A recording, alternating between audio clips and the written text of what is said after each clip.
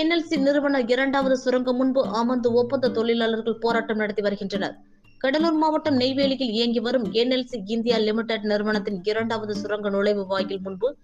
NLC நிறுவனத்தின் சுரங்க விரிவாக்கத்திற்கு வீடு நிலம் கொடுத்து வாரிசு அடிப்படையில் பணிக்கு சேர்ந்த ஒப்பந்த தொழிலாளர்கள் தங்களை தற்காலிக ஒப்பந்த பணியாளர்களாக குறைத்த சம்பளத்தில் வேலைக்கு வைத்திருப்பதாகவும், எனவே தங்களுக்கு நிரந்தர ஒப்பந்த தொழிலாளர் பணி வழங்கி சரியான ஊதியம் வழங்க வேண்டும் என கோரிக்கை வைத்து கடந்த ஆகஸ்ட் மாதம் இரண்டாவது சுரங்க வாயில் முன்பு அமர்ந்து போராட்டத்தில் ஈடுபட்டனர். தொடர்ந்து நடைபெற்ற பேச்சுவார்த்தையில் செப்டம்பர் மாதம் 10ஆம் தேதிக்குள்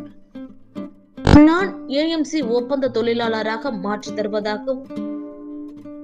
என்எல்சி நிறுவன பேச்சுவார்த்தையில் உறுதியளித்ததை அடுத்து இந்த நிலையில் 10ஆம் தேதி முடிவடைந்து ஒரு வார காலமாகியும் இன்று வரை செயல்படுத்தாததால் அதிருப்தி அடைந்த தொழிலாளர்கள் இன்று காலை முதல் மீண்டும் என்எல்சி நிறுவனத்தின் இரண்டாவது சுரங்க வாயில் முன்பு அமர்ந்து போராட்டத்தில் ஈடுபட்டு வருகின்றனர்.